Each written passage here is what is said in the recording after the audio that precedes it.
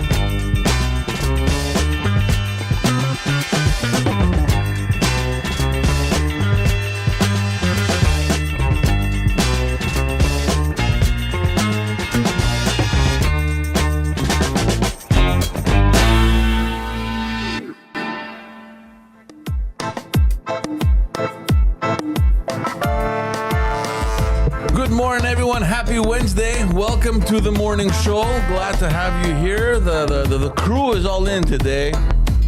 Happy for that. We thought Ted had died, but no, he hasn't. He's here. He's in shape. Only my career is dead. He was fighting lesbians. It's nice to see that we can joke about it and laugh. Poseidon cracking himself up as always. The Poseidon69. I'm Poseidon.com. Head on over to Patreon.com/Pantelis and get yourself a package that suits your needs and get yourself some of that some exclusive content. Like what are they gonna find on there, Poseidon? Sorry? Okay, there you have it. He's already checked out, eh? Like we're 45 seconds in and he's out. I'm posting the link of the show. Exclusive content on Patreon, such as?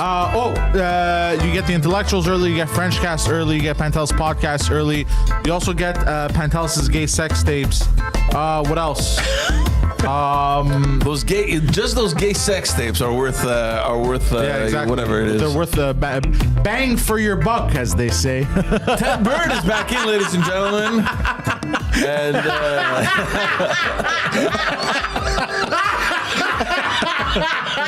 what was so funny about that? I don't know. He cracks himself up as always. Said bang for your buck. Yeah. That's so funny. Like banging bucks. Yeah. Got it. Gay sex. Ted is in the studio, buddy. How's it going? Good to see you. Good. I missed you. I missed doing the show, but I thought I better take a couple of weeks off. Yeah. So I wouldn't say anything stupid. Eventually we'll have that conversation, but not on this show. Well, remember I said, Jesus, I hope the radio station I work for never watches this show. Apparently they watched it. Was it really? No. They fired me for being too opinionated. Too opinionated? Moi? Yeah. Imagine that, having a radio show and having an opinion. Yeah. Anyway, but, we'll talk about that another one day. time. I'll tell you the whole story, but right now it's in the lawyer's hands. So you brought us a guest this morning. I did. I brought my friend Zach Martin. I thought Zach would offer an interesting perspective since we talk politics a lot on the show, and it's an election year in the U.S. Zach is a graduate of a liberal arts college in the States. What college was it, Zach? SUNY Geneseo in Rochester. Oh, fuck. His mic is muted. Hold on. Sorry. Great producing, guys. Just, well done. He's so busy laughing at his own jokes. Let's repeat that question. Zach went to, was it a full ride scholarship, hockey scholarship? No, not full. But it was a hockey scholarship. Yeah. And what's the name of the university? SUNY Geneseo. So it's a liberal arts university where he got a degree in geophysics. I got that right? So goes to a liberal arts university, and then after getting his degree, works on oil rigs across the U.S. And so basically, in university, you were exposed to the liberal crowd, and then at work, you were working like red states with the blue collar crowd. So you kind of got both American political perspectives in your time there. Exactly. Right? It was started with the liberal propaganda in liberal arts school, which was interesting, and then a taste of freedom working on an oil rig. Yeah. It was nice. I enjoyed it. Well, that's usually the case, though, right? I mean, academia is usually positioned in the left. Yeah. I remember being there. And then once you start working, and we're talking about those little part-time jobs that you have on the weekend. We're talking about a real job when you go like more full-time and you realize that shit, everything that I've been taught is worthless, you know? It's so camped in the left academia, even here. And did you see through it when you were in school? I just didn't get it. Yeah. I didn't know why they were shoving this down our throats. Like, I just didn't get it. I had a hard time with it. And then once you start working, you realize how you're just getting bent over all the time by the government. And I couldn't stand it. Yeah. How many different states did you work in? Oh, geez, all of them. North Dakota, South Dakota, Wyoming, Montana, Utah, Colorado, California, Texas, Oklahoma, Louisiana, Ohio, Pennsylvania, and West Virginia. Yeah, so some of those would be so-called red states, and some would be blue states. Yeah, like California is pretty blue, I think, isn't it? Well, we were in Bakersfield, so a little bit more red. Oh, is that right? Bakersfield More inland. conservative? Yeah. It was one of the biggest oil fields, original oil fields in the United States. So it was a lot of blue collar people there. Tell the story about how they lured you to North Dakota. That's so the funny one. When I first got hired on, that's where they send you to see if you're going to make it. So they, I was living in Denver. It was a 12-hour drive to North Dakota, and if you make it there, if you start doing well, they'll send you nicer places. They sent me to Wamsutter, Wyoming, which was worse than North Dakota, but I liked it. It was good, and then you start getting good at it, and I started working in Denver, outside of Denver, so I could commute. I didn't have to live on the rig. I could sleep in my own bed every night. They told him that there's a pretty girl behind every tree in North Dakota, and then he got to North Dakota, no trees. Yeah, there's no trees. Yeah. It's like the prairie, eh? Pretty much. Yeah. It's like Saskatchewan. It is, eh? Yeah. All the people from Saskatchewan, they go in vacation in Minot, North Dakota. It shows you how nice Saskatchewan is, I guess. Why? What's there? Nothing. There's nothing. Cheap smokes. Now, so you're American or you're Canadian? I'm Canadian. Okay. Canadian. I got a maple leaf tattooed on my back. So how were you studying in the U.S.? How did that happen? I played hockey. I was a good hockey player. They brought me down to play there, and then I got my university degree and started working. Nice. Explain to everyone that probably doesn't have an idea about what an oil rig looks like. The incredible work required. Also, when I think oil rig, I think offshore. Yeah, these. I worked on land rigs. Yeah. So smaller footprint, and they could walk. So we drill pads. Normally, what they used to do in the old days is they drill one well and then they truck the rig 2 miles down the road and they drill another one. We were doing directional work, so we could drill 10 wells on one pad. It was a very small footprint, so you wouldn't. You're not killing the environment. You're not tearing down all kinds of trees and whatnot. So we would do pad work and we drill directionally. So we could drill 10 wells in the same footprint where 50 would have been drilled in the past. Right. So it was a much smaller footprint, and they would throw everything in the pipeline. There was no trucks or anything. Everything went straight into the pipeline. That word seems to scare a lot of Canadians, right? Pipeline. And it's nice that we have someone that actually understands what it takes, because the biggest debate, at least here in Quebec a couple of years ago with the new government that came in, it was there was this whole debate around allowing for a pipeline to be built that would permit Albertan oil to be sent to market, right? Because Alberta is landlocked. BC had completely closed that door off for Alberta. They're like, fuck off, you're not passing through here. So the only other option was to go through the Atlantic, and Quebec was the one province that they depended on, right? And Legault, the Legault government closed that door. But it's not only Legault. I'm not going to blame this government. I think even previous governments as well. There seems to be this allergy over here with that whole pipeline, that terminology, right? We think that pipeline, dirty, oil, pollution, all these semantics. Meanwhile, we've lived here in Quebec this tragedy at Lac Mégantic, where it was transported by a train. It went off rails, it blew up, and it was one of the biggest catastrophes here in Quebec. Well, I'm going to step in there. You got to follow the money, right? I think there's over 5 TCF, which is 5 trillion cubic feet of natural gas under our feet that we can't drill. We drill the same rock in Ohio and Pennsylvania. So you can't drill here. If you start drilling, it's bad for business. Who's the biggest operator of electricity in Quebec? It's Hydro-Quebec. If we start drilling, that cuts into their share. So they don't want that. Right? Because it's all here. It's under our feet. I mean, if landowners knew how much money they would make by just letting oil companies come in and drill it, they'd be overnight millionaires. But they'd be overnight millionaires. So normally landowners that own mineral rights, at least in the States, they get 12.5% of a live well on their land without investing any money at all. Yeah, just from the land. Just from having the mineral rights and having the land and leasing the land to an oil company. I have a question. Yep. Brace yourself. Do you know how Brace yourself. Everyone. you could do the same thing in Canada? No. You can't. Well, not in Quebec. Not in Quebec. Why not? Well, that's what we're discussing He here. just explained that because Hydro won't let it happen. Yeah. It's bad for business. Yeah. Oh yeah, because they got the dams. They get the dams. If you start building power plants fueled by natural gas, which is under our feet, 5 TCF trillion cubic feet of gas. That's just in Quebec? That's just in Quebec. How much is that in dumb terms? We'd never have to pay for utilities ever again. Whoa. Yeah. And what would the environmental impact be? Because that's presumably people would hoop and holler about, oh, they're drilling for gas and they're going to destroy the environment and we're all going to die, right? The way I look at it, I mean, I worked on the ground. Oil companies don't want any headaches. They spend millions and millions of dollars drilling these wells.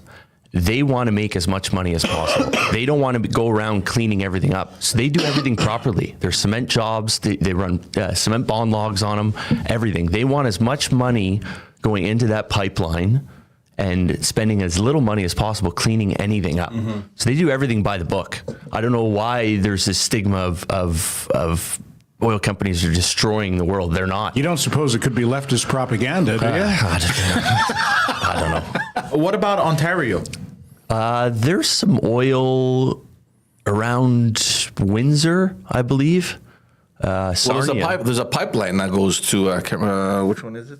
Have you ever looked at the map of the pipelines under Quebec now? There's hundreds of them. Yeah. Hundreds of pipelines under our feet. Why can't they build a 48-inch line through it? I don't understand what one more pipeline's going to do. Yeah. And it's not like they want all that oil in the pipeline. They're not going to do a shoddy job building it. I'll tell you that much. Yeah.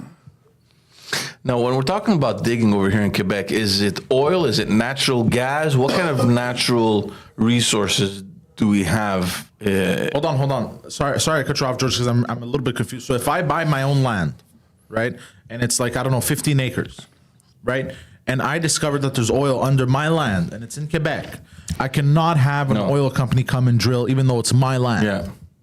There's a moratorium on horizontal drilling and hydraulic fracturing in Quebec. What's a moratorium? Sorry. Moratorium. It's a pause, is you stop it. Can't do it. Yeah. And fracturing is recent too, I think. Well, they Fracking, whatever it's called. Yeah, it's hydraulic fracturing. So they found there was a lot of oil in shale rock, which is shale is very porous, but it's not permeable. So if you drill a vertical well into a shale formation, there's a lot of gas in the rock, but it's got no pathway to get into the well. So what you have to do is you have to break the rock mechanically by pumping a slurry of water and sand to break the rock, and the sand goes into those fractures and holds the rock open. So that gives a pathway for the oil or gas to migrate into the wellbore and out of the ground. This is done in the U.S., I think, fracking, Yes, right? it's done all over the world, everywhere. The Saudis, Kuwait's.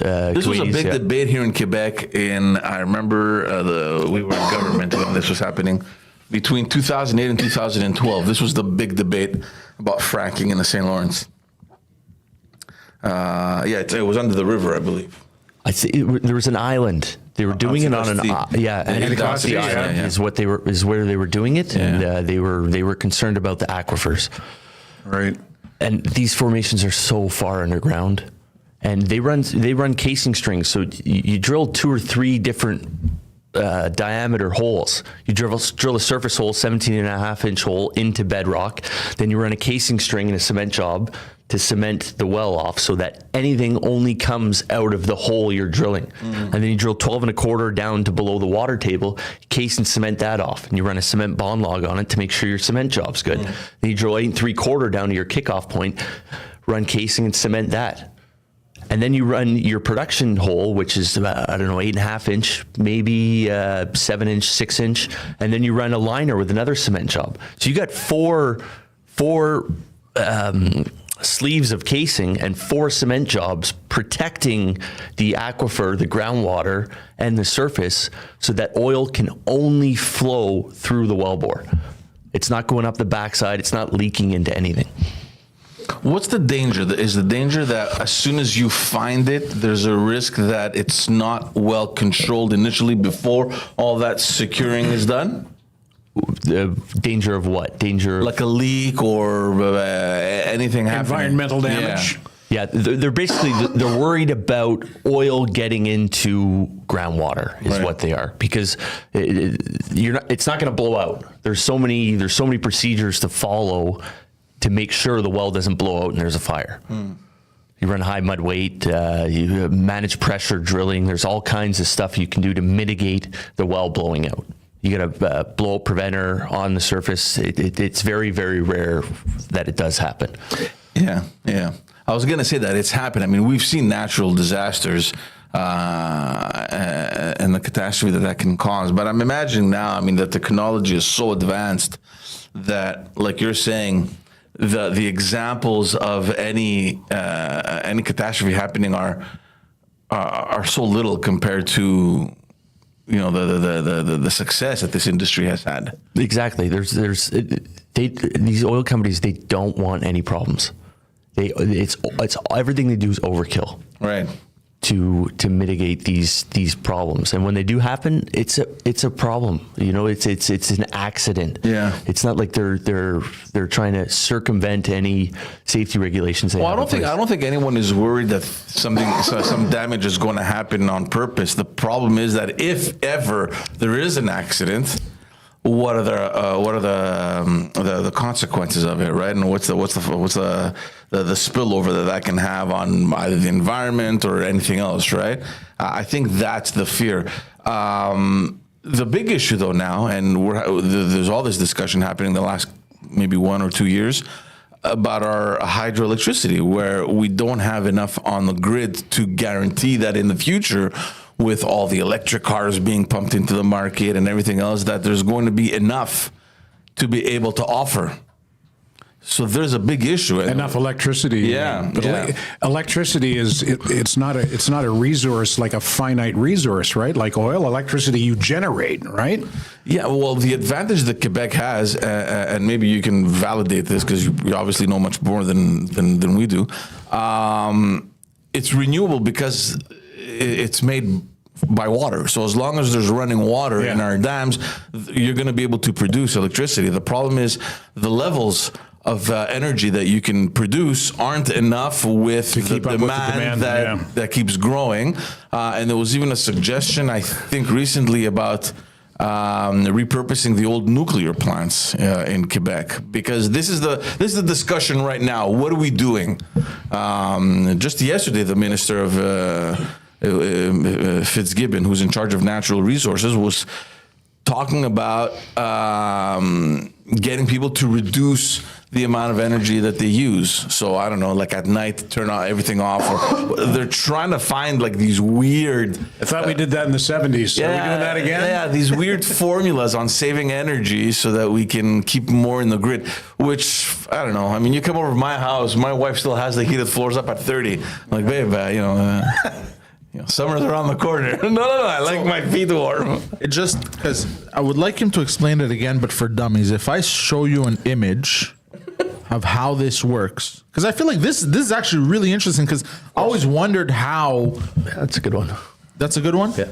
I always wondered how this fracking or this drilling works. I just always thought they just drill and it just shoots up, kind of like a juice box. You know what I mean? That's how it used to work. Okay, that's how it used to be. Yeah, that's how it used to work. Okay. A lot of areas of the world, they still do that. It blows up in the air. Look at it, like we used to see in the movies. You got to think it's like a waterbed, right?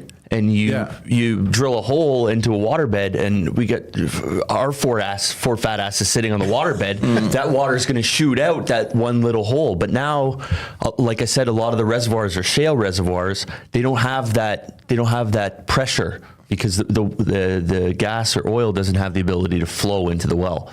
So they have to mechanically break the rock. Okay, and like so, let's say if you point here, so that you drill a hole here. Can you make the image bigger? Make it smaller. Open image. If you click on it, it won't go full screen. There you go. There you go. That's a grab. Okay, so let's say here, right? So there's Poseidon with his helmet. Yeah. So you drill a hole. With a t-shirt and shorts on. Look at you, dude. You lost weight. At a live well. Yeah. You see that a lot, eh? Yeah. This is for a friend, okay? This Look is how for a good you friend. look, bro. You've lost so much weight. So you drill the hole here, Yeah. right? And then it goes down. What is this? This is just That's the water table. So if you have a water well in your land, that's where you get your water. wow, man. My father was onto something. Okay, so you drill. Yeah. Okay, and then you pump. What is this? Water, sand, and chemicals injected into the well. Yeah. Why? So you finally drill to where you want to get the oil from. Okay, and because you explained cementing, that's where you kind of lost me. The cementing is once you dig to protect, like you build the hole. You layer the you encase it in cement, kind of Yeah. like a regular well. So so exactly. So what you're doing is you drill an oversized hole. You drill an 8.5-inch hole. Okay. You run a 7-inch pipe into the hole. So you have an annulus. There's a space around the pipe and the oversized hole. And what you do is you pump cement down the inside of the pipe, and it flows out the annulus of the well and fills the outside of the cement or of the pipe. So it doesn't leak into the environment. Exactly. Yeah. Now, question. So let's say you pour the cement and you create this funnel. Now you see how it shows the fractures here, and it's draining it's taking out the thingamajig, the oil and the natural gas. Yeah. Do you make a hole in the cement? Like how do? Yeah. So once the well's built, drilled and cemented, okay, the rig will move somewhere else. And there'll be another crew that comes in, a production crew. Okay. They'll run a coil tube. It's called a coil tubing unit. They'll run it down with a perf gun. It's basically like a cylinder with shotgun shells, and it shoots holes through the casing, through the cement, into the formation, so that now they can have their pumping crew come in and pump the water and the sand into the well to break the rock. And it breaks the rock, and that rock comes up the well. No. The gas it releases and goes into the well. Yeah, you see how you have all these pore spaces here? Yeah. There's gas that can't flow into the well because there's no pathway to get in there. So you have to mechanically make these pathways so those bubbles can go into the cracks and then into the well. Yeah. And it's path of least resistance, right? There's a lot of pressure down there. Okay. If you drill a void like that, the gas is automatically going to want to migrate from a high pressure to a low pressure zone, so it flows into the well. So it's not as stressed. Exactly. Interesting. Yeah. Wow, this is really cool. Yeah, it's above my pay grade, that's for sure. I gave attitude when he walked. I'm like, who the fuck is this? When we walked in, that's exactly what he said. Poseidon looks at Zach and goes, "Who's this?" He's the guy who's way fucking smarter than you. That's I know. Well, that's why I'm glad he's here. Small disclaimer. Very friendly environment here at the studio. It's like, Jesus Christ. Feel free to just walk on it. Feel free to just walk right in here. I'm like a pit bull, bro. Who the fuck is this guy? The guy with the certified racist T-shirt on is asking me who I Well, I'm glad you're here, Zach. So This is actually very interesting because I never, for some reason, I never looked into it. But this is actually really interesting how it works. And Because you see like the whole thing with the Biden administration. Remember the elections? They were like, no fracking, no fracking. But you don't have to go that far, man. This is a reality that we're living here in Quebec. We have rich soil in Quebec. I've said this numerous times that if Quebec, forget just Quebec, Canada in general, was allowed to take whatever is in the land and use it for Canada, not like fucking get it stolen like, people do to Africa. But if people were to use it, like, fuck, I'm kind of retarded here, so I'm not explaining properly. If we were to exploit our natural resources. There you go. Thank you for putting it into proper words, Ted. Not exploit them, develop them. Yeah, exactly. Exploit's the wrong word. You're right. Develop, we would be insanely rich. I've been saying this to people, and people always look at me like I'm a lunatic. There's definitely a market, and this is we spoke about this last week. There was the Greek Independence Day parade last week. The Greek Prime Minister was in town, and he gave an interview on CTV, I think, with Vashi Kapelos. And was it? Yeah, it was CTV. Yeah. And she was asking him if Greece would ever be interested in buying LNG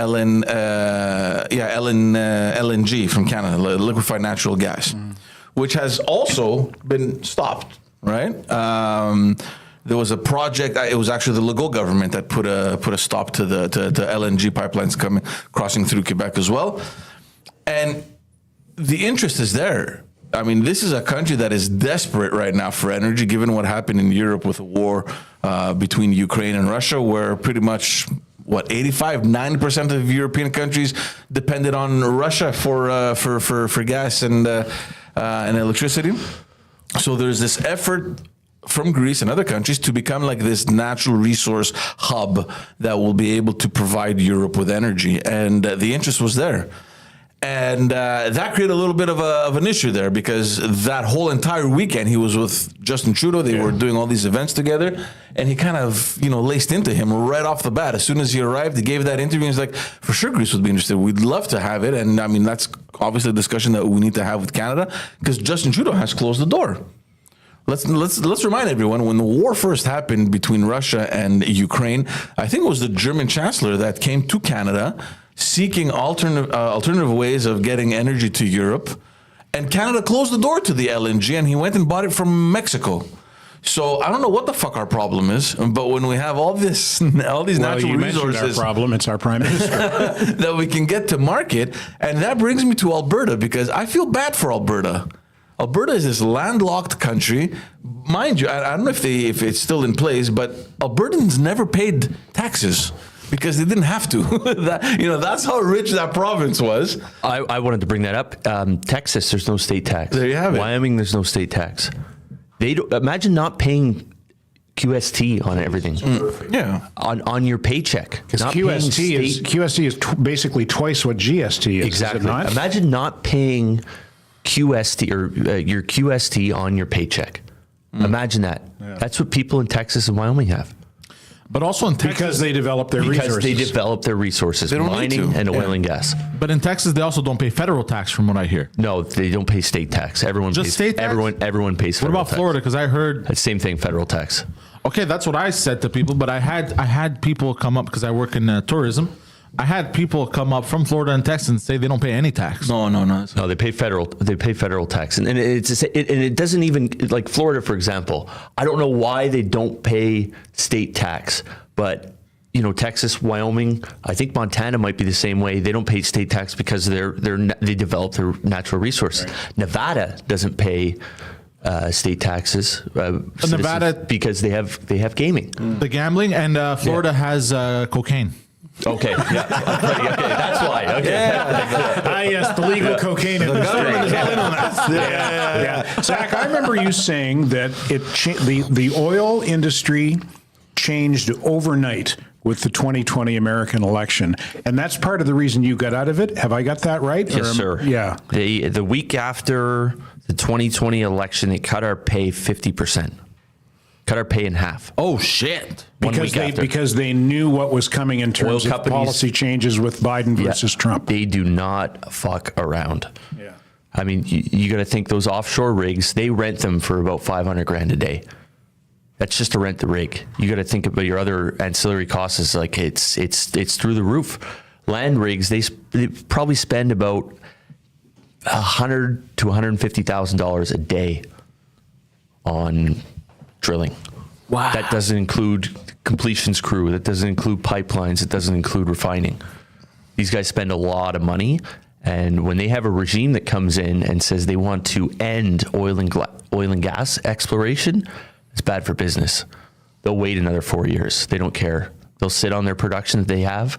They'll run one rig, punch some holes in the ground when leases are cheap to hold their leases, and that's it. They'll wait. So your pay was cut by 50% overnight. 50%, and you were making good dough, eh? Like you were running. You basically ran the rigs that you worked on, right? Like you weren't a hand. You were running the rigs. No, I was an engineer on location, and I ran the fastest drilling rig in the world. Had every record for every hole size in the world.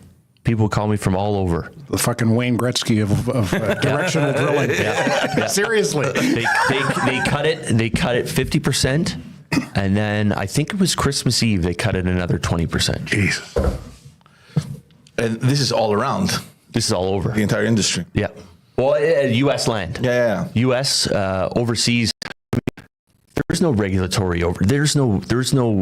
The government doesn't get involved with in the Saudis. I mean, they'll fucking drill all they can.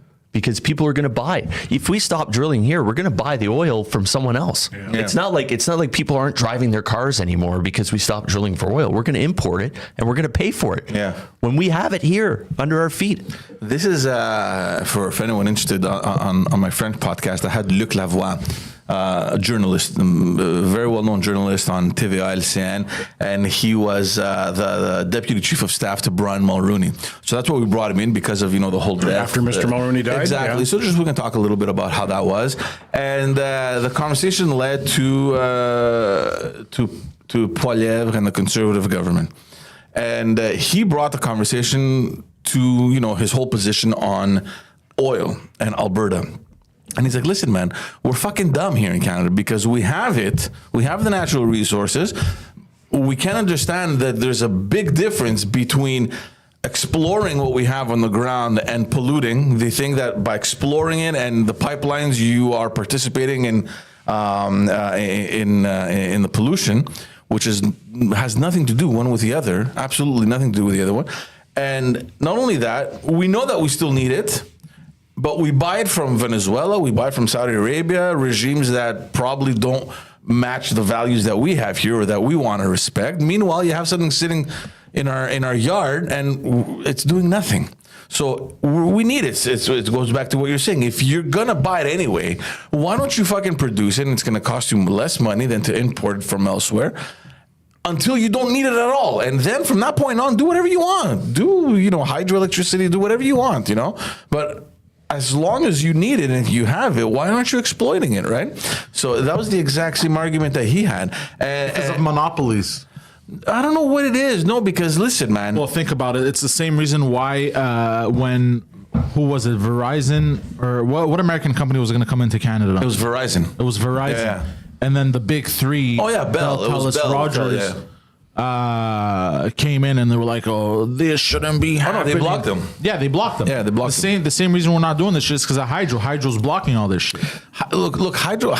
I mean, and it's easy to block it because what is it? Mostly government owned, right? It's government run, government State owned. It's 100% Quebec. It's state owned. It's 100% government. There's no shareholder. It's entirely private, entirely government owned. No, it's 100% government. 100% government owned, so they can do whatever the fuck they want. Yeah, but it's two different things, though. I mean, look, I understand the argument that you're making that they want hydro, but it's not as though someone wants to come in and develop hydro and they're like, hey, buddy, we've regulated. That's not the point, George. If you give somebody options, they'll be like, well, fuck your prices. I'll just use natural gas or whatever. It's cheaper. Example.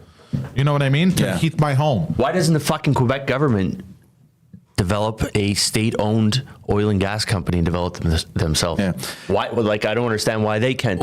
Instead, what they're proposing now is to allow people to develop hydro, but to be paying royalties to Hydro-Quebec. So basically, they would sort of deregulate, but not really, because it already happens in certain private. All they want land- is their cut, basically. So in certain private areas, like for big companies, like what's the aluminum company here in Quebec? Alcan. They have the right to produce their own energy, their own electricity. And they give something back to hydro. I'm not sure exactly what it is, because it is regulated. So they're thinking, well, that formula that we have for them, we can kind of copy paste it pretty much everywhere and allow for more production to happen. But Hydro Quebec has to be kind of like the umbrella. So you're thinking about this open-mindedness. They seem to have it, but in the wrong direction, right? Which again, I don't understand how. If your production is limited with hydro, having more companies developing it, I'm not sure how it helps, because I mean, it's like taking a huge pie and saying this piece is yours. It's still one piece of the entire pie, right? You're not creating a new offer. You're not. It's the same thing that you're doing. You're just developing. You're keeping it for yourself, and then I don't know whatever else is going to go to Hydro Quebec, but. My whole, question mark has always been with gas and oil, and we have that in Alberta. Those poor guys can't get it to market, and it seems as though the entire country is against one province that has this rich natural resource, and they can't get to market. And everyone's against them. Like, fuck you. Legault even called it a dirty product. I remember in his first man, he's like, we don't want the dirty product from Alberta crossing Quebec. What are you talking about, buddy? Is everyone against it, or is it just the people who make the most noise that are against it? Because that's the world we live in right now. 1% of the people make 99% of the noise. Nobody else says anything, so that 1% gets to make the rules and set the agenda. The amazing thing for me, Ted, is that, and this is where there's a huge contrast between the U.S. and Canada. The green lobby, the environment lobby, for some reason seems to be overpowering the oil lobby, where in the U.S., that lobby fucking runs the show in the U.S. Except for now. Well, except for now. Except for now. Yeah, I mean, they're very powerful. The oil lobby in the U.S., they do what they want. pretty much. Yeah, but now you have, I may be 100% wrong here, but now you have Probably. other lobbies like JP Morgan and all these people buying up land that have more power, and this whole green push is just for them to take up more land and shit, so then they can in turn. I don't know. I may be talking out of my ass, but Well, it happened in the States with the Keystone pipeline from Alberta to the States. Which was blocked, yeah. Yeah, again, It was Obama. I'm using JP Morgan as an example, by the way, but because that's the only company I know that's been buying up land like crazy recently. You got to look at the money, right? That Keystone XL pipeline. Who's one of the biggest donors to Obama? It was Warren Buffett. He owns the Union Pacific and the BNSF Railway. They transport a lot of fucking oil, a lot of it. So a pipeline cuts into his business. Pipeline is bad for business for him. There you go. There you have it. It's just more money overpowering other money. Yeah. Well, you said that right off the top. Follow the money. Yeah, you got to follow the money. That's all it is. Yeah. That's what I've noticed is just follow the money. But after with Trump, did they start the negotiation again for Keystone? Because that didn't go anywhere under Trump either. I think. I don't really know. I'm not. Pipelines are, you call it midstream. I was upstream, so the drilling rigs and production is upstream, midstream, and then you have downstream, which is refining. I don't know enough about pipelines and land rights. I don't know enough about that, unfortunately. Because I think they tried when Obama left office. One of the first things that provincial government tried to do was to renegotiate that failed deal with Keystone, but it didn't go anywhere with Trump either. Which is I'm curious to know why, but whatever. So will the pendulum swing back if Trump gets back in? Yeah, we're gonna drill, baby, drill. That's what he says. Yeah. So now what happens? You're back here, Yeah, and what are you doing now? I own an excavation and snow removal company. Okay. Eventually, you'd like to go back to No, the money's not in it anymore. Right. I did it for the money. Yeah. Made a lot of fucking money. Would the money be in it again if Trump gets back in? And then, No, because these oil companies, they realize that people are willing to work for a lot less money than we thought. Yeah. And that's just basically Yeah, what it but comes you're down really to. fucking good at what you do. Could you not go down? Could you not write your own ticket and my, go back? my wrench isn't that big, unfortunately. I wish it was. There used to be this craze around 2010ish, around there, where a lot of people were just moving to Alberta. I remember I remember that going back to the 70s. People Even back then? Oh yeah, everybody was moving out west. Everybody I remember because there were jobs. Yeah, well, the last wave that I remember was 2010, and specifically, everybody was talking about Fort McMurray. Everybody, anyone you would talk to, yeah, I'm looking at Fort McMurray, this and that. What's going on with that? I mean, a province like Alberta that is so dependent on that natural resource, now the fact that they're having this, this problem about getting their product to market. Let's not forget that for the first time in probably their history, they had a deficit. They had a budget deficit. Yeah, back when what was his name there? The former Harper minister that became provincial premier. What's his name? Forget his name. Anyways, he was just before Smith. Yeah. Forget his name. Whatever. It'll come back. But he had a hard time economically. Everything failed. Everything just crashed and burned because they were so dependent on that one element that just did not work. So I'm just curious to know how things are going in Alberta now. Calgary's a fucking ghost town. Yeah. Is it really? It's a ghost town. All oil service companies, they got out of there. These oil companies, they don't fuck around. They're all in Houston. It's like downtown Calgary is a ghost town. There's office buildings, they're all empty because these companies moved out. And it was a boom town. Oh yeah. Yeah. Well, I guess that's the nature of the industry too, though, right? Boom or bust. But you know what's impressive? How fast it can happen, just like that. Yeah. Okay. There's no money here. Well, it's like our shit and leave. like Zach was saying in the 2020 election, like overnight, eh? Yeah. Overnight. Pretty much. Yeah. They don't mess around. They really don't mess around. They had their chips in one basket. Their guy didn't win, and that's it. They're out. They'll wait. They'll sit on their production. They'll punch some holes in the ground, hold their leases, and. But here's the question I had for the U.S. I mean, the states themselves benefited massively from having this production on their territory. What the hell is happening over there? Because a lot of these states now, they turn blue. You're talking about, California, you said it's a little more conservative. But Ohio, isn't that turning blue? I don't know. You got to look. You look at the electoral map. You look at the blue versus the red. The blue's only cities. Yeah. No one outside of a city votes blue. Yeah. Right. For anyone who doesn't know, blue is Democrat, red is Republican. It's the opposite we have here in Canada, by the way. Yeah. It's true, eh? Yeah, red is liberal. Red's liberal, blue is Poseidon, conservative. can you pull up a map of that? U.S. electoral map? Yeah. Yeah, absolutely. I have a question for you after this. Yeah. So that was my question. How come there isn't a bigger pressure coming from the states to the federal government when it comes to this sort of thing? Because I'm assuming that they've probably lost a shitload of money. Is this Yeah, this one that be one. good? That one, yeah. Let me open it and Yeah. people can see it now too.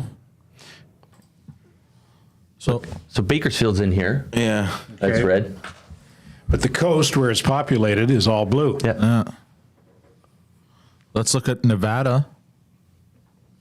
Zoom out. I want to see the northeast When you lived states. in Denver, Zach, was Ohio. that a liberal town? Oh Christ, yeah. Look at Miami. Miami is blue. Yeah, All this is blue, yeah. Ohio's pretty red. Yeah, so urban's blue and rural's red, See, basically. Pennsylvania, Where's Las Vegas here? I don't know. Nevada. Go up a little bit. Go up over by California, right there. Are they here or here? Is Vegas in that blue part, Zach? I think Vegas is right in there. No. So they're what I red. thought, Vegas too, is yeah. red. Well, Vegas makes sense why they're red. They want less regulations because of the casinos. And look at Wyoming. that's Jackson Hole, where all the fucking rich billionaires live. That's where all the rich billionaires live. It's a tax haven. Yeah. It's a tax haven. They have the billionaires kicked all the millionaires out of Jackson Hole. Yeah. Oh, wow. Did you work It in is? Idaho? No, Idaho's supposed to be beautiful. it is. Oh, this is New Mexico. Fuck, I was confusing. Utah's So red. Love Utah. Yeah, nice. Yeah.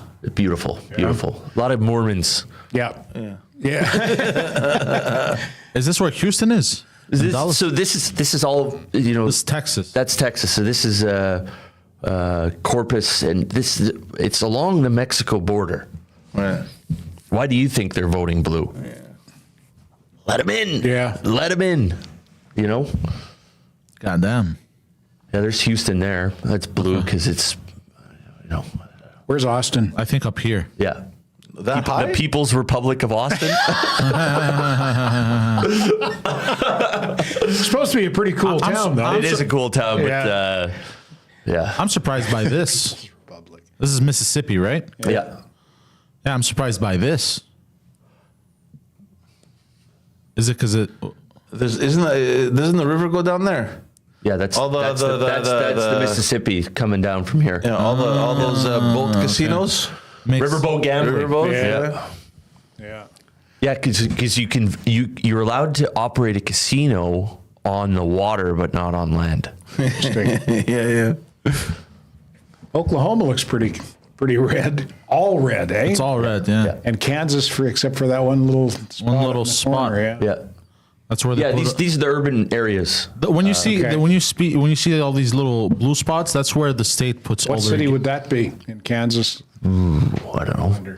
That's where the states put all their gays. Yeah,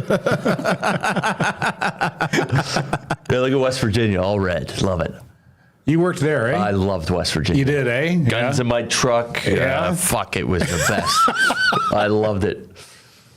God bless America. Yeah. Zach's got a Ford F-350 that he bought from the Wyoming Forestry Department. How many miles on it or kilometers? It's got about 300,000 on it. Yeah. Yeah. Fucking beast. Diesel. Oh, yeah. Oh, yeah. Yeah, but that'll last what, $500,000 easy? Yeah. Hopefully, knock on wood. So so that was the intriguing thing for me. Like all these states now that have completely lost revenue, right? Based on what you're saying, you don't hear about it. You don't hear any pressure on the federal government. Nobody's standing up to these guys. Because these are people that work. So when something like that happens and they can't find, look at Zach, for example. He left that industry because he got his pay cut, right? But he found work in something else. These are people that work. So they're not going to complain. They're just going to be like, I need money. I'm going to go where money is. So they don't complain. Yeah, People but like that that's not the question. The question is that the state that he was working in, realizing that people like him left and there's no money. If I was the governor or whatever in that state, I'd be fucking knocking on the government, on the federal government, saying, "Hey, buddy, look what's going on over here, man. You know what I mean? I have this entire industry that is collapsing because of a stupid bill that you're passing or whatever it is, and it sucks. Like you would imagine something like that having to do with state jurisdiction, and it doesn't." Well, you got to learn in the States, George, the government doesn't give a fuck about you. And it's the same here in Canada. They don't care. They'll just bump your taxes up. If there's a mass exodus out of your state, they'll just they'll tax the people that are in that state more to make up for that revenue loss. Yeah. They don't care. They don't give a shit. Bro. They're politicians. They don't care. They don't politicians don't care. They don't care because they don't produce anything. They don't make it. They don't do anything. They don't make it. They've never done anything. Yeah. You know, they've never made something of themselves. Well, to me, that's where Trump's different. He's not a politician. He's not a career politician. He's a guy who, love him or hate him, he built an empire. No, am I wrong there? Mm-hmm. Is it all fucking? Is it all a house of cards that could come collapsing down at any time, or was he a shrewd businessman who built himself an empire? I don't know. I mean, because you're looking now what he has to pay after the court hearing in New York. And from what I'm reading, he doesn't have the money, or he doesn't want to pay for the money, or he seems to indicate that he doesn't have it. It's $500,000 or no, half a billion. I think 500 million. Yeah, they brought it down to like 170 or something. He paid it on 175. I saw he paid it. So that he paid in cash. Yeah, but what he did there, I don't think he did anything wrong. That's what companies do: is they overvalue their property to get a bigger loan. Yeah, I think that from what I've done that. I've remortgaged our condo, and they have to send a guy who evaluates, and he's like, oh, okay, well, it's going to go for this much, right? Well, it's funny. I saw a clip on CNN. CNN's great. So I guess it was the state of New York was saying that Trump's house in Mar-a-Lago was only valued at 18 million. I saw that. And then they had these fucking two people on CNN saying, well, he could raise a lot of money by selling his house in Mar-a-Lago because it's worth $240 million. First of all, have you seen what that looks like? How in hell is that only worth $18 million? Like, how are you so stupid? That thing is ginormous. It's this fucking palace. Yeah. Have you seen it? No. It's a Good compound. pictures. It's unbelievable. Yeah. It's unbelievable. Get the Mar-a-Lago. Put a picture up. Yeah. And like 18 million. that was fucking $18 million, dude. They sold a house here up on Mount Royal for 20, and it's a fraction of what that is. Yeah. and that's the thing. There were no. Yeah, get an aerial view. No, Is that that's his house? Yeah, that's the Mar-a-Lago. Yeah, that's in Florida. But is there another one? I saw one before. That one. This one. Oh no, that looks like shit. No. It looks like a diagram. That's what happens when the climate changes. The water rises. Look how big it is. Look at it. Is that it? Yeah. Wow. And where is that? Is that on the Gulf side or the Atlantic side? Oh, I don't know. I'm not sure. But yeah, that Look at apparently. that. Trump projects climate change, but Mar-a-Lago could be lost to the sea. That's bullshit. When you have millionaires and billionaires buying up land in Florida. But look at that, man. That's only 18 million. Like, what do you have? You lost your mind. These houses are 80 million. The little ones. He's got coast to coast. He's got that whole strip.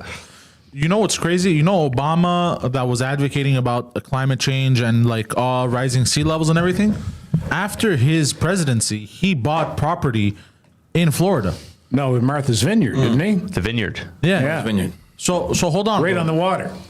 Hold on, bro. You're telling everyone to worry about the rising sea levels and that Florida is going to be wiped off the map, and yet you go and buy property. That's where I was kind of like, Well, it's a nice house. It was a good deal. So, Yeah. can't pass on that. yeah, of course. I have a question for you, Zach. What do you think about hydrogen? Is this a trick question? For what? For cars. I don't know. I don't know. I don't know anything about it, honestly. Okay. I don't. I don't know. Any other questions? No. Yeah. Any other brain busters for me? There is the last provincial election. The Liberals here in Quebec just got a slap across the face. Their entire platform was based on exploiting Quebec's hydrogen potential. Like, what did you call it? Fucking Dominique Anglade. It was. Is it? Oh God, I forgot what it is. Anyways, whatever. It has something to do with hydrogen and developing that technology here in Quebec. And it was passed on. Nobody even bothered. Like it was like, whether she put it on a platform or not wouldn't have changed anything. Like to that point, nobody cared about it.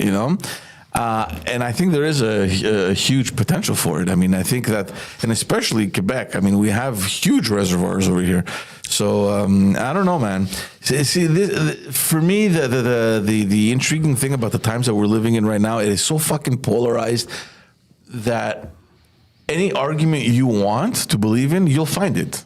Like there's no middle ground that is more like the common sense thing. Like, look, let's agree on that part of what you believe is fine, but that other part is wrong. Like let's have like this middle ground consensus where we were always in. There's It not a doesn't lot exist of that anymore. I look for that when I listen to podcasts now. I try to find moderate voices on both sides because I don't want to get stuck in, like, I'm a get a haircut, get a real job conservative. Yeah. At heart, but I don't want to get stuck in like, I want to be open to other points of view as well. I want to hear other points of view. I think that's important. So I look for podcasts, and like my favorite podcast is hosted by a woman named Trish Wood, who I used to work with like 40 years ago. Trish is a former investigative journalist who worked at the Fifth Estate and As It Happens, like just like a brilliant journalist. And I agree with her on most things. I don't agree with her on Israel. But I like listening to her point of view because she's smart and I respect her. you know, and I look for that when I listen to podcasts, and it's so hard to find that. It's so hard to find someone who's got some middle ground, you know, and who bases their opinions on, you know, whose opinions are fact-based, or you know, at least come from a place of honesty and you know, morality and ethics, and she's really good that way. But boy, it's awfully hard to find. Why is that, ground. Ted? Why can't you find? Why is there no more middle ground? Why is there? I think a lot of it has to do with the media today. I think the media has gone so far and hard left. And that's, you know, we're still getting most people still get most of their information from the media. Most people still base their opinions on what they get from mainstream media. And I think mainstream media is really hard and far left. I think they're suffering, and I think they're realizing that a change is necessary. I had Paul Larocque on a couple of weeks ago, who's the face of LCN. Like he's the, what do you call it? Anchorman? Yeah. On LCN TV, like you turn on LCN, like you see Paul Larocque, and I don't know how he even accepted to come on, but one of our main questions was, and I go, "What are you doing here? What are you doing on a podcast in a basement in Brossard? Like, what the fuck's wrong with you? You know, like you're Paul Larocque. What's going on?" And essentially his answer was, listen, media is changing and we're aware of what's happening and our eyes and ears are open and there's alternative sources of information and we need to wake up to that reality because the media is polarized, but at the same time, if you lose the clientele because you have good podcasts like Trish Wood or any other podcast where people are getting their information, and it's not about getting news today. Today is who is saying what and where am I going to give my attention, right? Where am I going to camp my attention? And they're realizing that they're off completely. Is he a veteran? He's been around for a while. Yeah, same as Trish. And I think the older generation gets it. It's the younger generation being churned out of the journalism schools now that are they're basically indoctrinated. They're not even journalists anymore. They're activists with journalism degrees. And I have a hard time mustering respect. I mean, he did mention that, look, there's a big difference because we are so closely monitored about what we say. Of course, you know, I mean, there's You're telling me. You know, so, you know, they need to make sure that everything they say is done properly. They can't just go on air and say whatever the fuck they want. There's repercussions. You have to have the correct opinion. Yeah. If you don't have the correct opinion, you're in trouble. Or, I mean, you need to find a way to express your opinion without really, you know, rocking the boat too much. I thought I did. So, but he's mastered that, right? And Paul Larocque is someone who, you know, he has the Le Bilan and La Joute where he has other people, and it's kind of like a debate kind of thing. It's kind of like so it goes, look, what we've created is kind of like a podcast setting, just that it's on TV. It's me plus 4 other people. We bring out the topics, they debate. With alternative points of view? That's good. He has former members of the PQ, there's liberals, there's a bunch of people there, and they always rotate. So it's not the 4 same people all the time. So he gets off on it because he's like, listen, I'm a journalist, so I can't really participate in a sense that I can't really give my opinion on something, but he's such a master that he's figured out a way of bringing the conversation where he wants that point of view to be explored, and he does it through those other people that are on the panel, right? And it's an hour, and he goes, it's attractive that people listen to it. He said that La Joute, which is on 4 p.m. on LCN, has more listeners than the 6 o'clock news on CBC. Wow. So it's very popular, and he goes, you know, we have to realize that this long form content works, and it's mysterious. He goes, you know, it's mysterious because people's attention span is so little. Yep. But when it comes to things like this, they're gonna fucking sit and listen to a 3-hour Joe Rogan podcast or whatever, you know, La Joute that he has, which is an hour program. has a huge listenership. Because you can consume it in various forms. Well, that's it. I listened to, is it Lex Friedman? Yeah, he's Lex Friedman and Tucker Carlson. It was like a 3 hours plus interview, and I did exactly what you just said. So Poseidon. you break it I down. listened to it over like in 4 or 5 different segments, Yeah. but it was fascinating. It was so interesting. Yeah. And you sorry, I'm cutting you off there. And you listen to it like while cooking, driving, or whatever. You know, is that how you or you sat there and listened to it? No, both actually. I was So because people don't like to be tied down anymore. You put in the car on the drive, or And I think who's the name of the French guy you had? Paul Paul Larocque. I think a reason why that forum with where he's a moderator and he has people on, why people like it so much is because it's refreshing. Yeah. People are listening to the same thing over and over every single day. Oh, yeah, it's the same news that mainstream cycles through the day, yeah. And people are fucking fed up of it. They want to hear it's something refreshing, some honest discourse between people who know what the hell they're talking about, that are interesting people, that are smart people. They don't want to hear someone on the TV regurgitating every liberal talking point. Which you see on. I was telling Zach on the way over. I tried to watch both Canadian news networks yesterday, CTV and CBC, and it was panels. It was panels of people who same point of view. Yeah.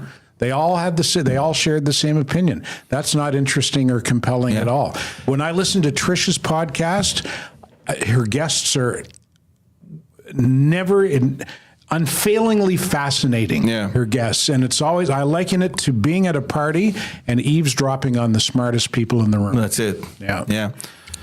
I think we're living in an interesting. I mean, we're in a phase right now that is very interesting, especially in what we do, right? The podcasting world, and I mean, it's picked up a lot. I mean, we're still late compared to what's been going on in the U.S. for years, which is normal. I mean, we can understand. It usually takes about 4 to 5 years before anything becomes a trend in Canada. But Quebec, when you look at Canada, already we're late as a country, but Quebec is way ahead of the other provinces. Wouldn't you say so, Poseidon? In terms of podcasting and alternative media, I think Quebec has a bit of a lead. Yes. You can equate that. You can credit Mike Ward for that. I was going to say, Mike, he's got the most listened to French language podcast in the world. In is he not? Quebec, Mike was one of the early adopters. He made it blow up. Yeah.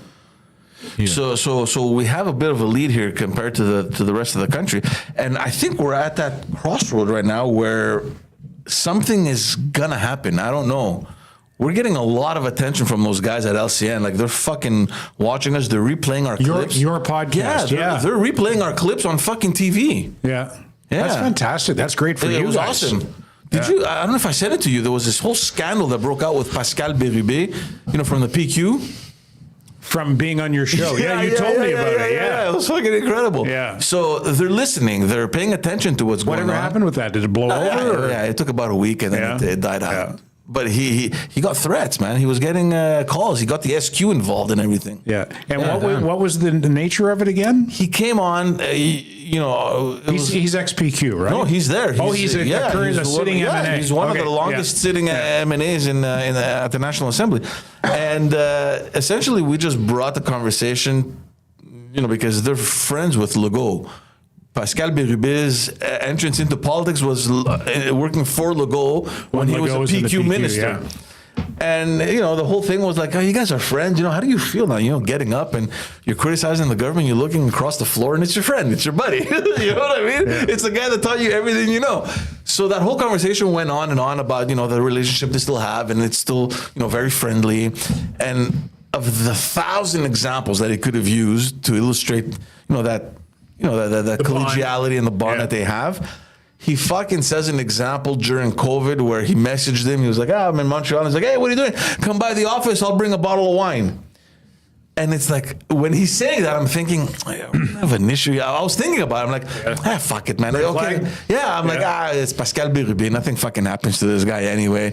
And who cares? There was a time where we were able to do things during COVID, And he went on and on. He's like, oh, I went over his office and, we had a bottle of wine and it was nice because it was like back in the day when we were just talking politics. And then he goes, at some point, I told him, I got to go, man, because you put a curfew. Ha ha. So we all started laughing. And then he's like, oh, and then he told me, you want me to sign you a paper? Ha ha. And we all laughing. Oh, it's funny. Yeah. That clip went fucking bananas. Like people like Eric Duhem from the Conservatives did a whole press conference on it. It was crazy. It was Jesus fucking Christ. it was I remember horrible, you dude. telling me about your phone starting to go beep.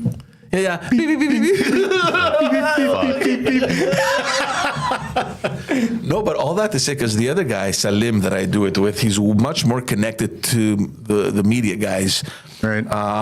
And he was telling me that even from Radio Canada, the guy, Sébastien Bovet, who's like a big guy in Radio Canada, he was text messaging him. He's like, fuck, you guys, what did he tell him exactly? What's the expression in French? He goes, I can't remember. Like, you guys, the shit has hit the fan kind of thing. Right. What the fuck did you guys do kind of thing, with like a little smiley face. So they're looking at what's happening. Yeah, so that's about a month ago now, right? Yeah, a couple of weeks ago. Yeah. And have you looked at your numbers since then? And That episode exploded. Yeah. It was crazy. We had to take down that clip because he asked us. He goes, guys, I remember you telling me that. Can you take it too, down? yeah. I'm like, oh fuck. Yeah. I'm like, let me not take it. So we put it private for now. Because I don't want to lose. It was like fucking 8,000 views. Like just one reel on one short on YouTube was more than any other episode. But do you know if there is a significant bump in listenership in subsequent episodes? That's great. That's fantastic for you guys. It's fantastic, and I think it's because it's gaining a lot of traction in media. Like almost every month. Last month we had that show up. Every media fucking showed it. LCN, it was on RDI as well. It was on radio. It was on Paul Arcand in the morning. Yeah, that's great. It's fucking crazy. Yeah. So most listened to radio show in the country. Yeah. Not just in the province, in the country. Yeah. So everyone is listening, and this is what I was saying. I think we're living in a very interesting kind of period where something feels like it's going to change. I know that media, they're in a tough spot because society in general has become polarized in terms of where they're positioned. They're there providing news, but they want to maintain the listeners, so they kind of have to pick a camp. They're never going to pick the camp of the right wing because then it's like You're racist. Yeah, exactly. Yeah. People are going to fucking draw an X on them. In Quebec we don't abide by the Tucker Carlson. He was on Fox, right? Like the Fox News style of journalism or whatever, if you can call it that. So they're playing the middle, more left kind of thing, right? So they're they're in that territory. I don't know if it's working for them. I think they realize that there's an issue and that things have shifted so quickly in the last maybe 5-6 years that they're thinking of, I don't know what they're thinking right now, but I know that they know that things aren't looking good unless they change things up. I don't know. I mean, CBC is having a tough time. It's horrible.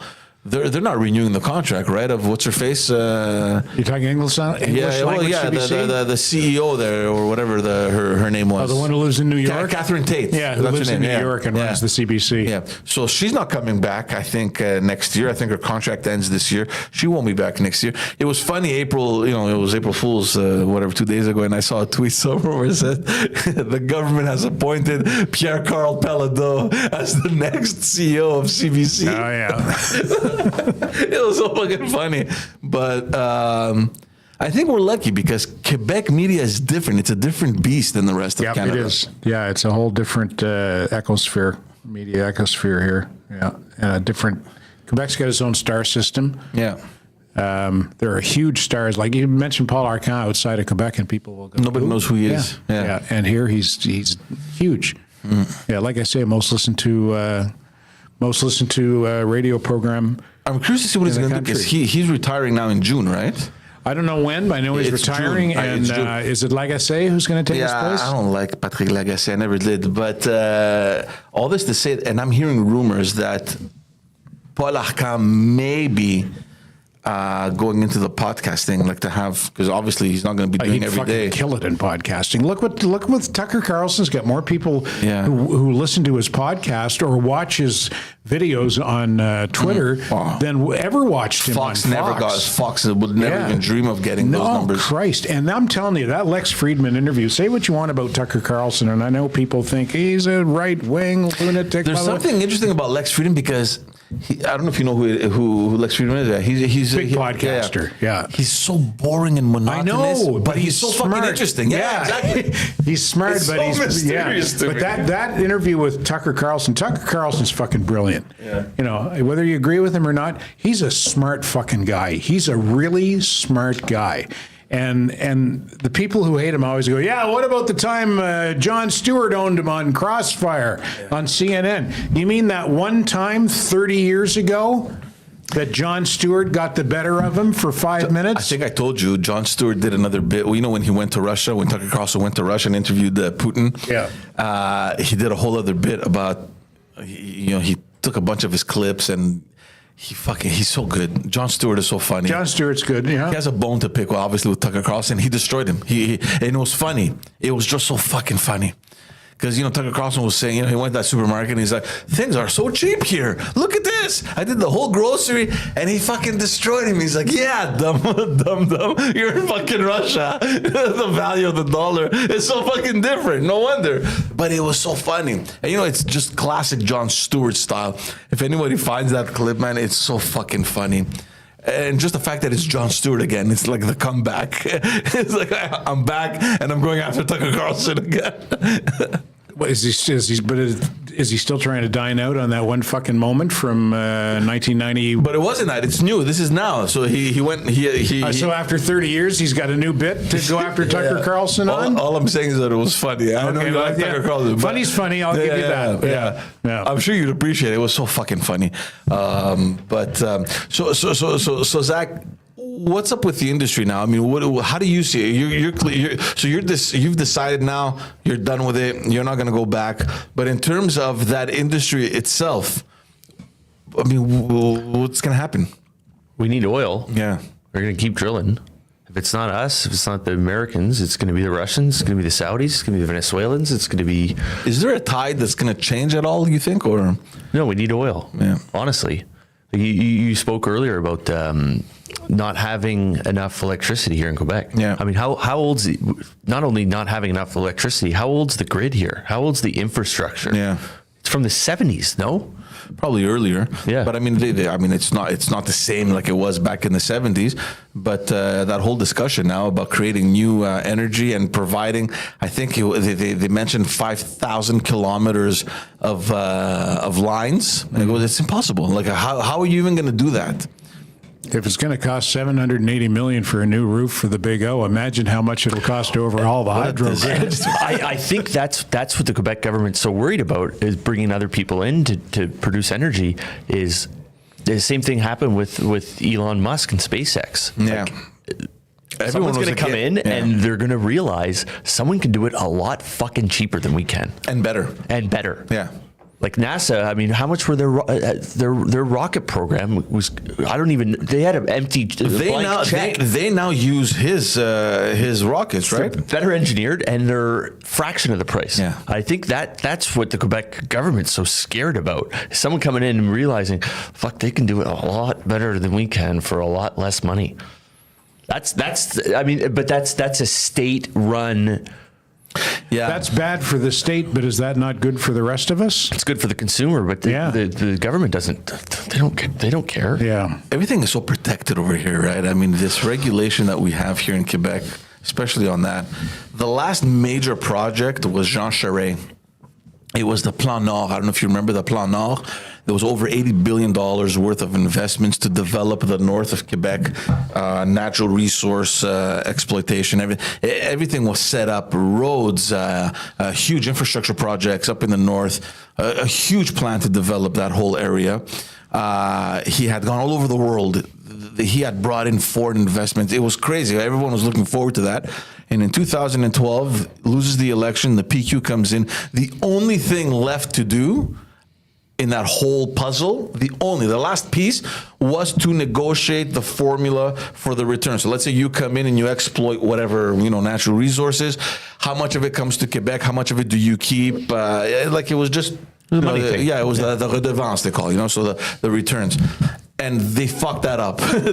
So much so, and it brings me back when you said that it's about money. If they don't have it, they pack the shit and they leave. Who fucked it up? Was it La Belle Pauline? It was Pauline Marois, and the minister responsible for natural resources was Martine Ouellette. I don't know if that rings a bell. They kicked her out of the party. After Pauline Marois, she ran for leadership. Nobody fucking liked her. She got the message. She left, and then she went to the Bloc Québécois. I don't know if you remember the Bloc Québécois. They had a crisis. There was a moment where they were like 8 MPs, and they couldn't figure it out, and she came in wanting to be the leader. They elected her. Ouellette? Yeah, Martine. I don't know if you remember her. She, for a short period, she became the leader of the Bloc, and then everyone in the fucking caucus hated her. The members voted her out. You don't remember that? And then they brought the current leader. It was a mess. It was a horrible fucking mess. So that's who was in charge of negotiating the agreements with the different companies, and it went nowhere. All that effort left from one to the next, went to Ontario. They created the Circle of Fire. It was essentially the exact same fucking program. They copy pasted it in Ontario. We're very lucky here that we have Hydro-Quebec. Yeah. Like we've got, a clean, renewable energy source for electric vehicles. Yeah. We're like the only ones. You go in the States, like people think they plug their car into the wall to charge it. Electricity's, green. It's coming from coal. Yeah. It's coming from natural gas. Like there's no hydro in the States like we have. Well, they exported. Like I know Hydro-Quebec exports to the state of New York. Mm-hmm. They export to some other provinces Vermont, as well. Vermont, New Hampshire, yeah. But that's an issue because, you're taken away from the grid here in Quebec. And I know it's a lot of money for Quebec. It's fine. I think they just signed a deal with New York, I think, recently. But if we're merging onto that context where we're going to run out, what do? Do you break the deal, the export deal? I must say, as short-sighted Joe Blow from Kokomo, I like it when I get my $48 hydro bill every 2 months for my 4.5 bed People complain. apartment. People complain, but if they go live anywhere else in North Apparently, America, Ontario the hydro bills in Ontario are crazy. it's deregulated in Ontario, so you can go grab any private company that sells you energy, it's free market over there. It's whatever the market decides, and it fluctuates. So we're very lucky over here. Yeah, very lucky. We're extreme. It's the lowest energy rate in North America. And sometimes it's expensive, but imagine the people that pay a lot of hydro, imagine what they would pay elsewhere. So, but in what I'm saving, and I say short-sighted Joe Blow from Kokomo, because I wonder if what I'm saving on hydro, am I getting boned up the ass in other ways? In what ways? I don't know, QST.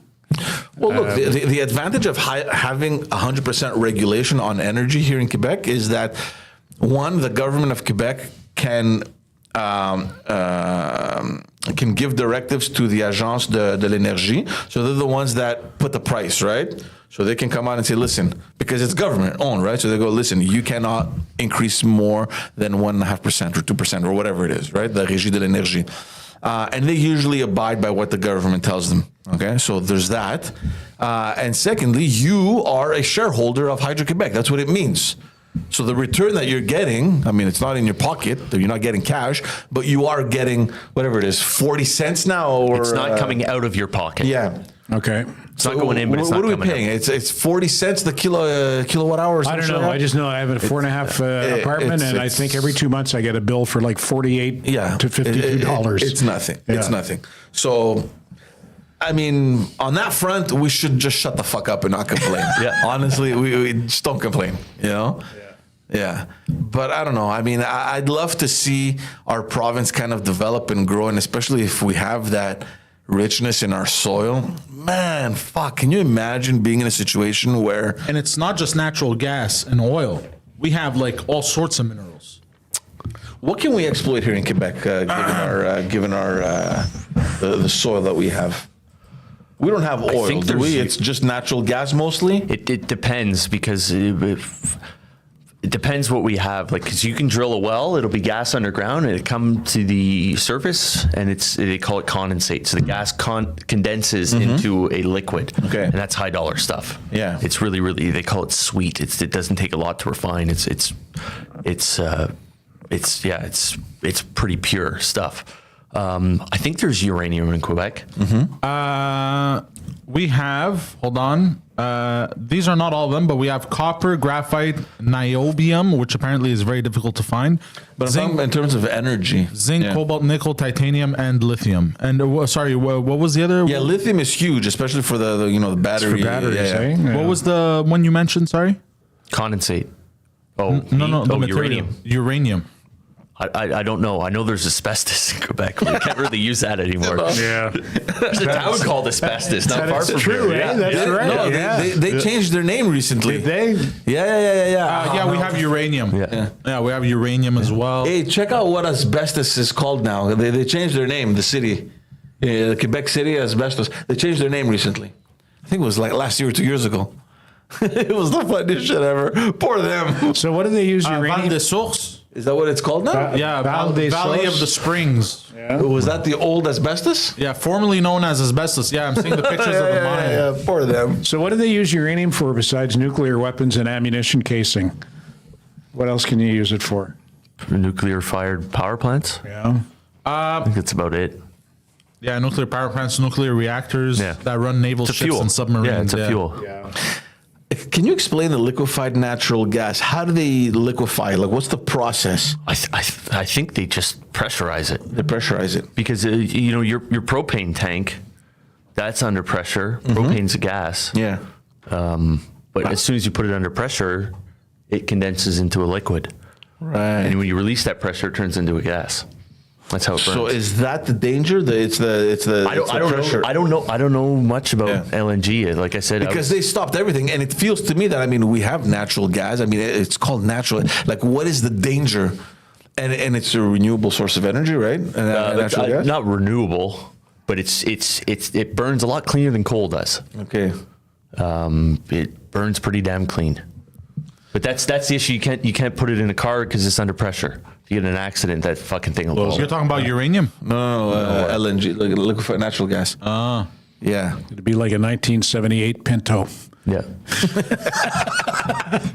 Yeah, give him a lot of fucking space. Don't tailgate the 78 Pinto, boy. I don't know, man. I don't know. We're not going to solve the world's problems here. I'm looking boys. at all that today anyway. But you Fun know, to try, though. No, but every time these discussions come up and you realize the potential that exists over here, and we're just letting it slip away. And it's good to be environment friendly and to have environment friendly policies. I have nothing against that. It's just that, can you get an actual study that gives us the actual facts? Like, this is what's bad about it. This is what's good about it. What's more? Well, that's why it's nice to have someone like Zach who knows, like, has the experience and knows the lay of the land, Yeah. and to hear an actual informed point of view. And I think people are starting to realize that electric cars aren't that great. Yeah, I have one. Yeah. It's okay. It's good not paying for gas. I'll tell you that. And your hydro's cheap, right? Hydro, You know? well, that's the advantage. Look, it's negligible, the cost of having an electric car. The problem is that in terms of reliability, like when I go up north or whatever, I'm not taking the electric car. I'm taking my other car. Like, fuck that shit. I want to be stuck somewhere. And now there's more and more stations, but batteries aren't good in the winter. But they don't charge. And Yeah, what no, I about when lose you about have to? 30% What right off what the I bat. hear about electric cars, and it's just, this is what I hear. So I'm not hearing it from necessarily credible sources, but people say, oh, when your battery dies, man, it's going to cost $20,000, $25,000. Yeah, it's to replace expensive. your Expensive. That's like a fucking motor job. That's like having to get a new engine for your car. Pretty much, yeah. Yeah. Like a new motor in one of my trucks is about 25 G's. yeah. And I'm not sure who. I think it was Toyota came out with this. It was an internal memo that wasn't supposed to be released, but it came out. They call it the 169 rule. So the amount of resources and energy it takes to produce one electric vehicle, they can make 6 plug-in hybrids or 90 hybrid vehicles for the same amount of energy and money.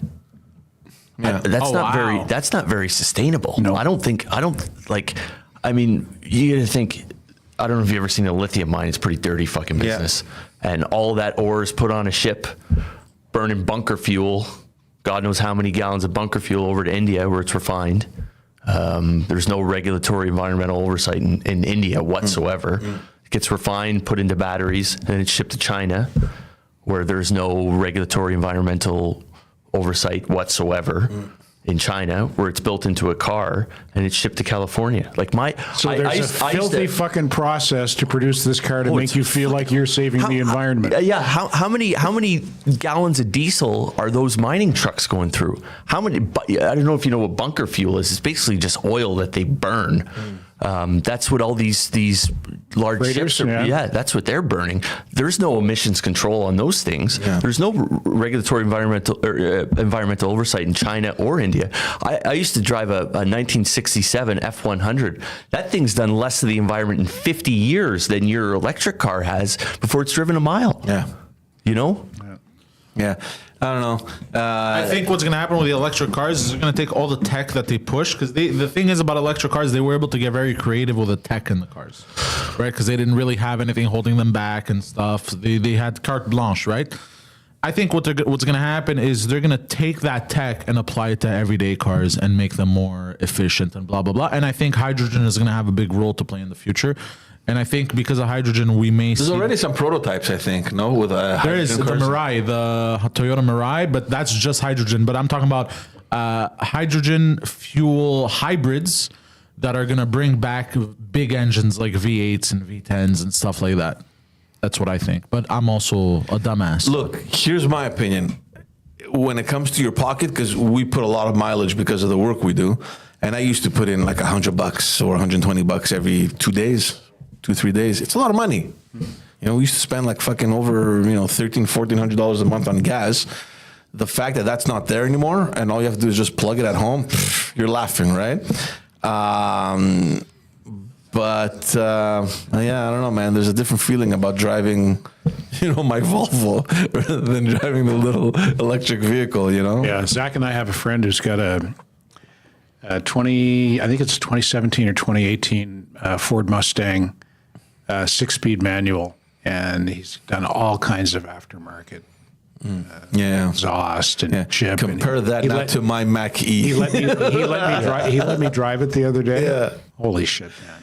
It feels good, no? Oh. It's like there's that little rattle on your balls. Yeah. You feel like you're driving. Yeah. It's like you feel it. Your ball. There's a little tingle in your balls. And 6-speed manual, which makes it even more fun. Yeah. And I'm not supposed to be driving because of the medication that I'm on right now, right?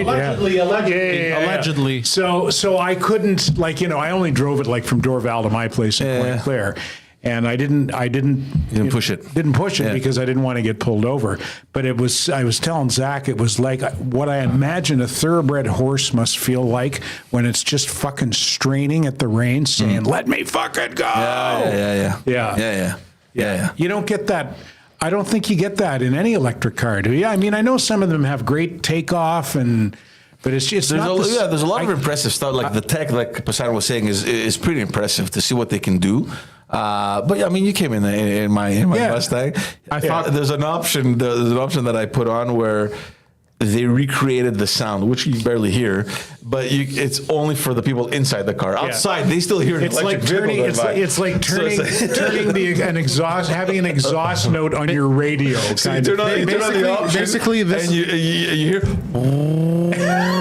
Basically, from the outside, this is what it sounds like.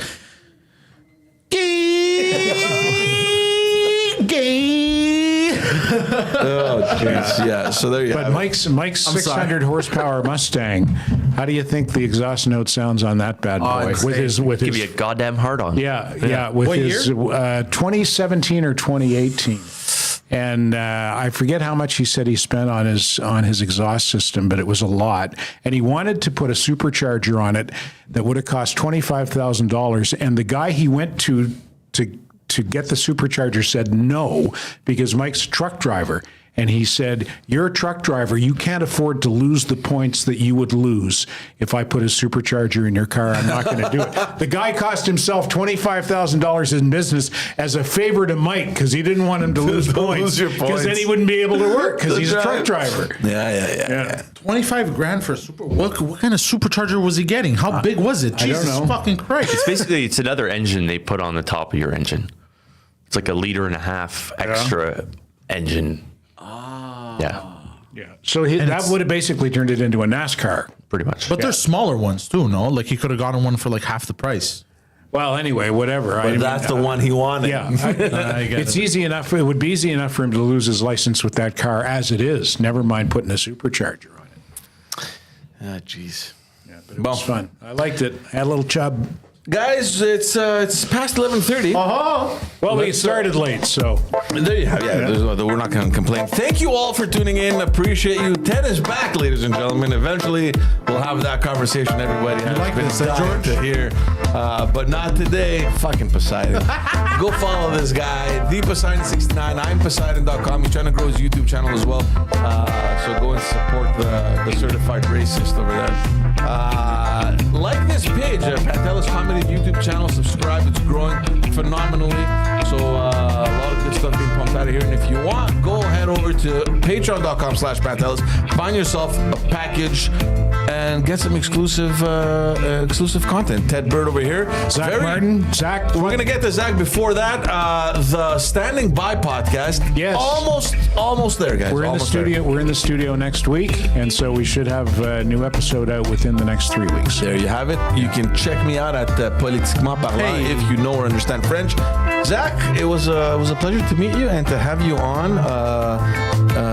Really fascinating stuff and things that normally, we don't have any knowledge on. Because we're not that smart. We're not smart. Yeah. Thanks for coming, dude. Yeah, thanks for having me on. It was good talking to you guys. Plug the company. That was Déneigement Paysages Cactus. If you're in Beaconsfield, Baderfay, St. Anne's, or Centerville. There you have it. Shout, yeah. All right, guys. Thank you so much. We'll see you all next Wednesday. Ciao, bye.